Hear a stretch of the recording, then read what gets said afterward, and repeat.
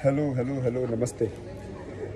इन लोगों ने मुझे बनारस का लोकेशन भेजा है, मिलने के लिए बुलाया है, तो मैं निकल भी चुका हूँ, एयरपोर्ट पे हूँ। तेरी और तेरे टीम की सारी ख्वाहिशें पूरी की जाएगी, तू टेंशन मत ले। मैं तो ये सोच के हैरान हूँ कि तू बनारस में मेरे से मिलने के लिए इतना परेशान है। किसका तुझे सपोर्ट है इतना, मैं ये जानना चाहता हूँ। अगर मुझे थोड़ा लेट हुआ, फ़्लाइट लेट लैंड करी, तो जाने के नहीं, 4 बजे बोला है तो 4 बजे रुकने का। मेरे लोग हैं वहाँ पे, तेरे से मिलेंगे, ठीक है? See you there baby. Hello hello hello नमस्ते।